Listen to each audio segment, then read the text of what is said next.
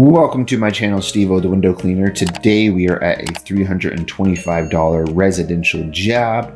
I got this job by doing another house in the neighborhood.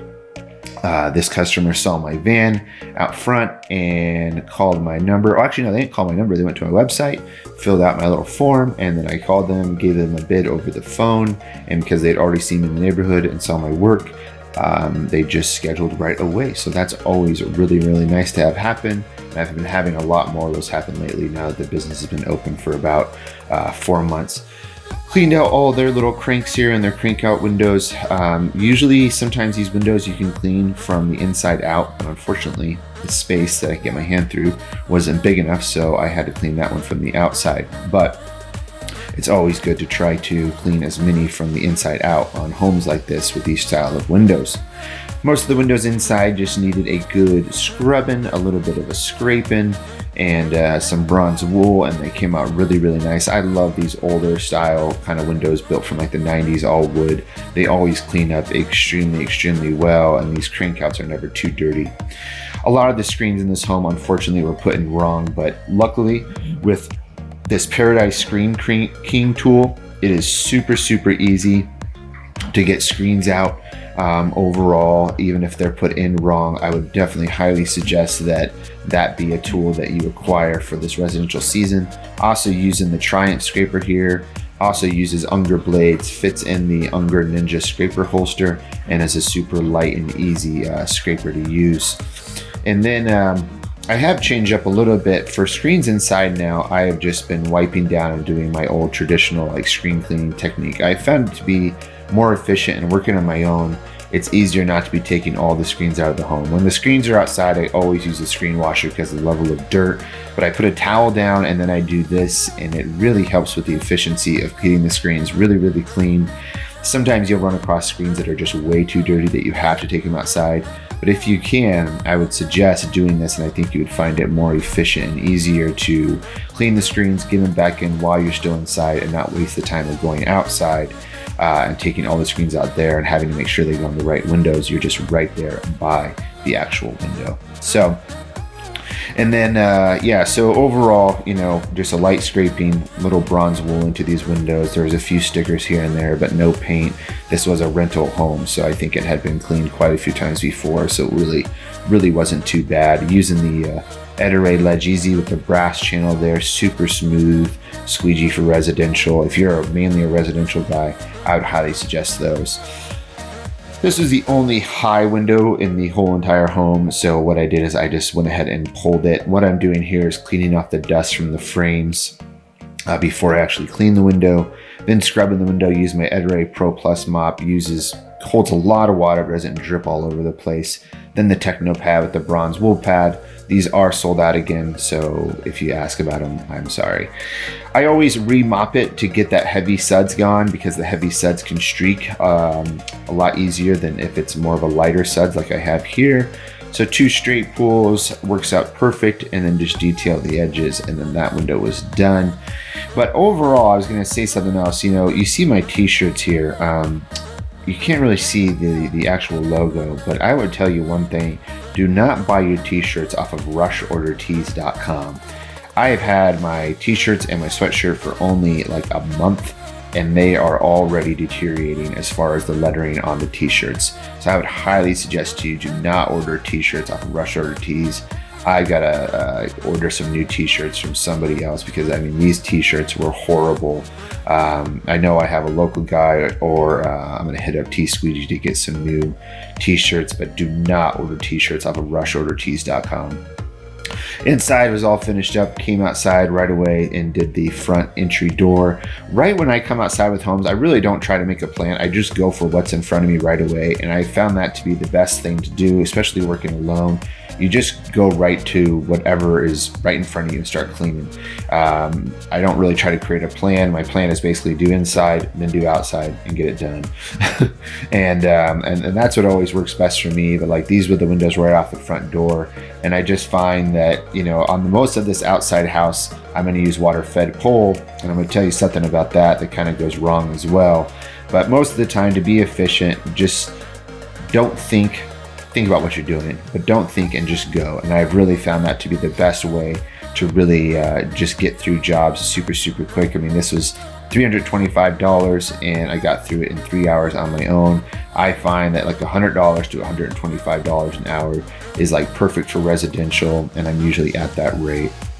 This was the window that we started at in the beginning of the video, with me doing the outside from the inside of that angled window to the right. But this window was a little bit more difficult to do, so posting up the ladder here like this with the standoffs and then pulling it from the ladder is super easy. It's easy to get a good scrub, it's easy to get it scraping, and since you're not right next to the window, you're just out a little bit, you can use a pole and clean it very efficiently.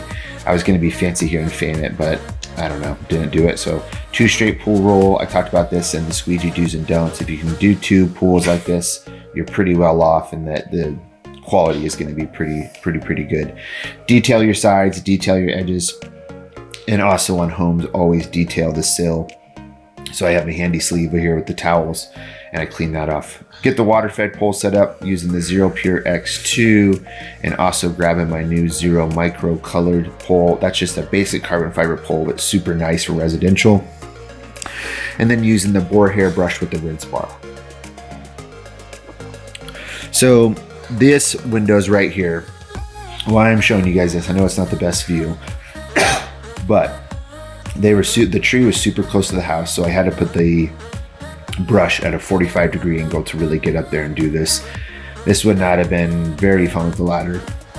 It would have been possible, but not very fun at all.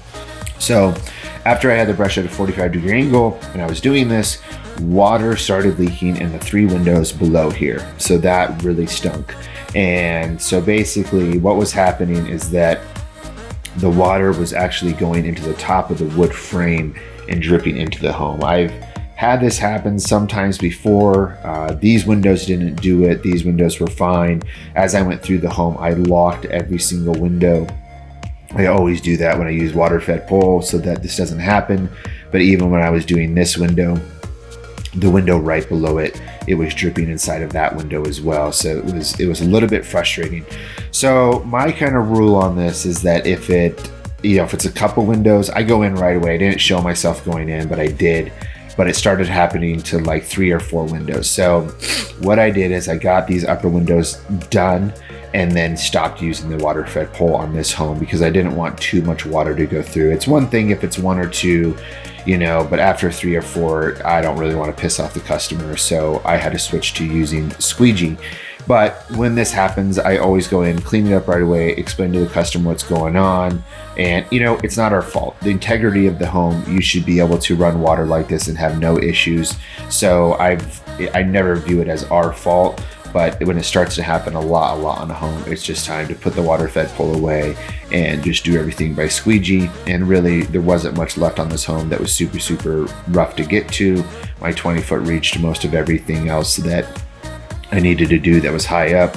And then the basements anyways, I always usually do by hand because they really needed a good scraping, especially these hadn't been cleaned probably in, I would say, a few years. So there was hard water, but not enough to use any hard water cream.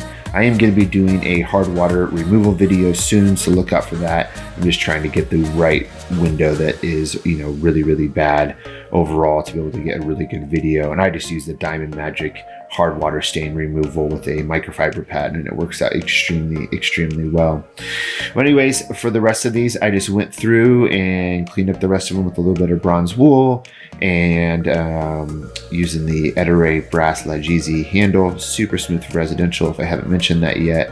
And then also these squeegee life towels I have really liked. I usually am not a big fan of microfiber, but they have been really nice, and they don't grab onto the hands like some microfiber does.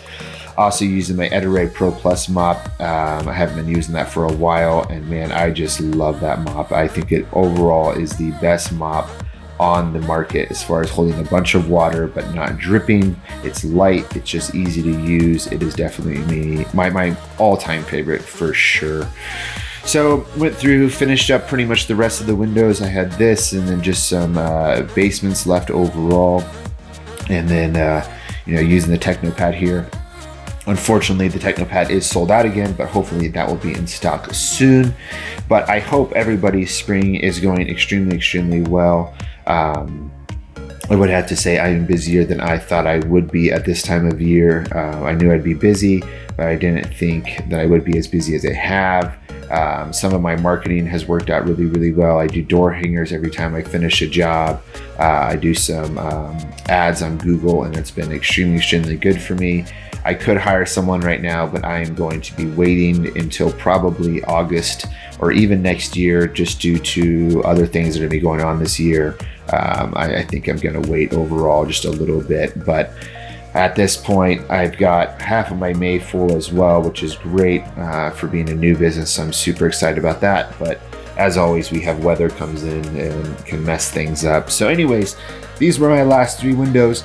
These were the 3 windows that, you know, got it the worst as far as that water dripping in. And to kind of emphasize that a little bit more, that middle window is actually a fixed window. You can't even crank that window out, and that was actually the worst window where the water came in. So right at the top of that wood frame is where a lot of the water came in, and this was even her office. And so I just went in there, cleaned it up right away, and checked it again at the end before I left.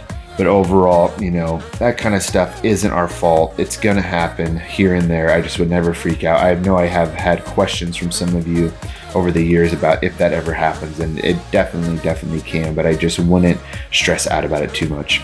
Well, y'all, I hope your spring is going well. There's gonna be a lot more of these overview videos this year with the new business videos. If you got any questions, comment below. Hope y'all having a good spring, and we'll talk soon. Bye-bye.